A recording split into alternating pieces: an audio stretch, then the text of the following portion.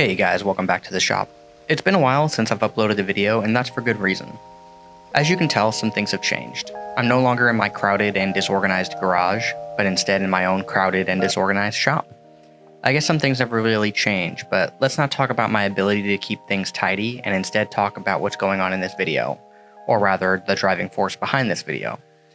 If it wasn't obvious at the beginning of the video, I'm building a door, and that door is going to cover what is now my living quarters for the time being. At the time of the release of this video, I've been living here for about 8 months, and to be honest, it's not that bad.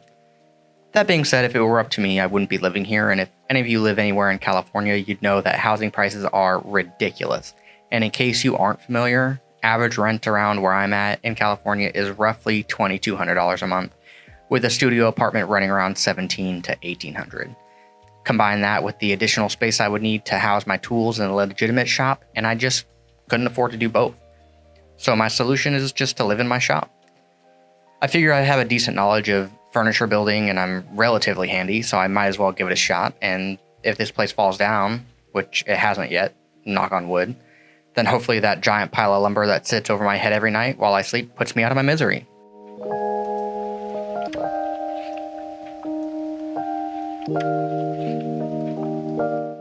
During the construction of this living cube, I did staggered stud construction with 2x3s instead of standard construction with 2x4s.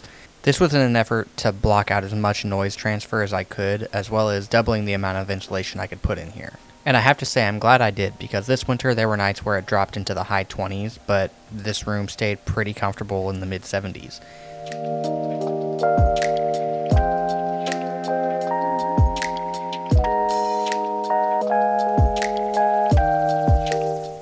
I'd also like to take a moment to apologize about some of these video clips. I know some of them look kind of washed out, and I've done my best to color correct for that.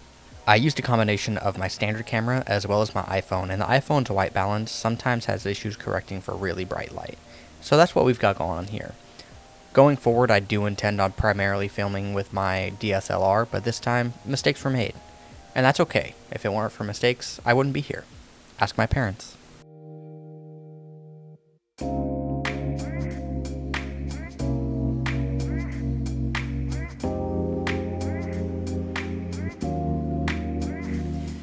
Now, there are some things that come with living in a warehouse that don't really jive with standard living conditions. For example, I don't have an in-unit bathroom, which sucks. I do have a restroom about 50 feet away from my roll-up door, but with that being said, there has been an instance where some questionable food choices were made, and making it to the bathroom in time was risky business.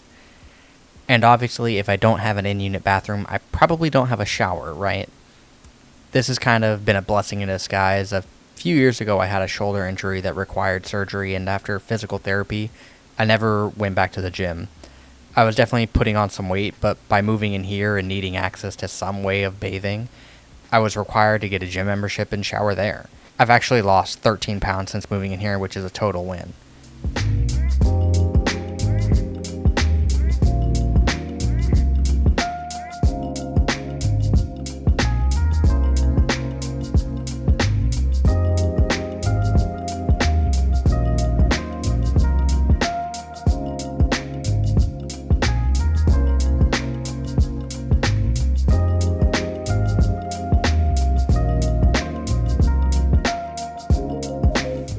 Another issue that has presented itself with my current living condition is cooking. Obviously, there is no stove or cooktop in here, so what do I eat? Obviously, I complained that an apartment was too expensive, so eating out every day is not a viable option. I'm lucky enough to have some pretty amazing people in my life who have helped me out in this new chapter. Because of them, I do have a full-size fridge, as well as a Blackstone where I do all of my cooking. I typically meal prep on Sundays, and by doing this I can make sure I watch what I'm eating, and it makes the rest of the week easier because I don't have to stress about what I'm going to eat.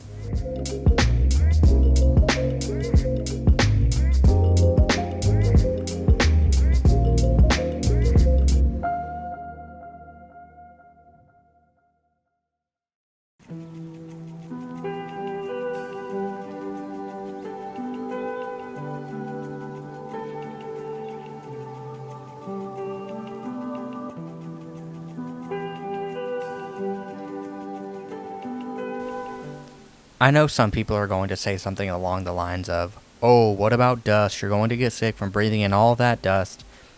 I have taken some precautions as far as that goes. That window AC unit that you guys see does have a HEPA filter in there, and I've also voided the manufacturer's warranty by modding it to accept a carbon filter. It may not be perfect, but it will definitely alleviate a decent amount of the fine dust that makes it into the room, as well as counteract as many VOCs as possible if the need ever arises.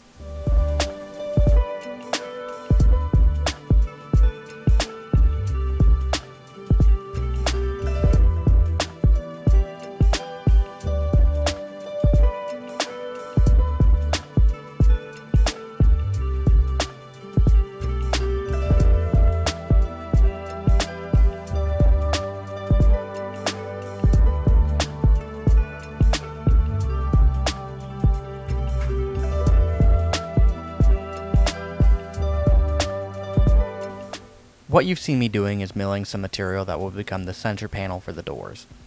There is going to be a layer of insulating foam between these panels, hence the 2 grooves on those center stiles, but because I've taken so much material off at once without letting them settle between milling sessions, which I would normally do, I'm going to put these in a plastic garbage bag. What this does is basically create a microclimate with as little moving air and moisture exchange as possible, so that way tomorrow when I go back to mill the rabbets, they're not going to be bowed and difficult to get in. Not that there's anything wrong with a curve. I mean, I know some people prefer the curve, but in this instance, I'm trying to stay away from it as much as possible.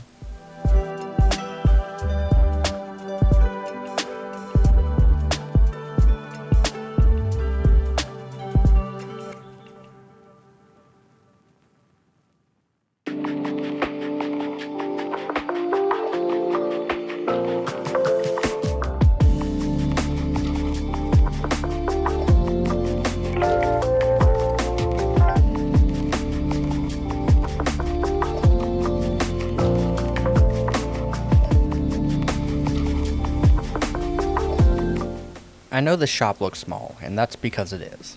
Originally, it was a 13-foot by 30-foot space, and honestly, after building the room, I was really concerned with how I was going to fit the fridge and the Blackstone, and somehow still build stuff and put out content. Luckily, the guy next door moved out a few weeks after completing this door, and after talking to my landlord, he was 100% cool with me just knocking down the wall and expanding into the other shop, which basically doubled my space. It also allowed me to upgrade my dust collector from a Harbor Freight Special to a 5 horsepower Cyclone with HEPA filters, as well as space out my tools to allow for adequate infeed and outfeed.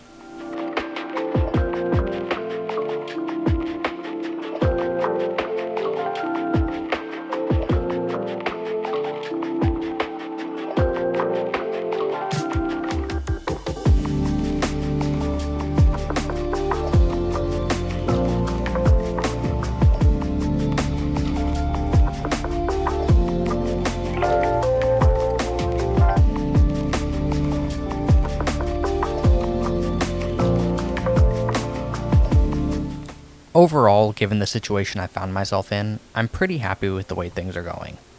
Is it ideal? Absolutely not. There are some workarounds that I've had to deal with, but that's alright. I mean, bringing home a girl is going to be really weird, especially when you pull up to a warehouse and have to explain that it's not what it looks like and this is not in fact a dungeon and she doesn't have to call the police or try to escape.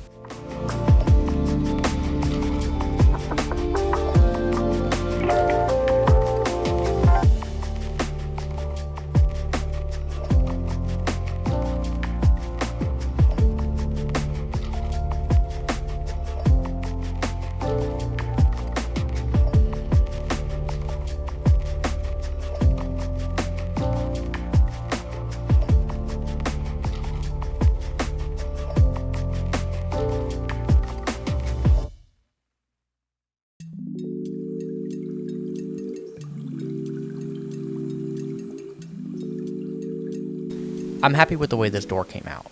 And the curl on this cherry is beautiful. The way it's aging is amazing. And I'm happy with the way things are going living here. I guess what they say is true. When one door closes, another door opens. Thanks for watching, guys. We'll see you on the next one.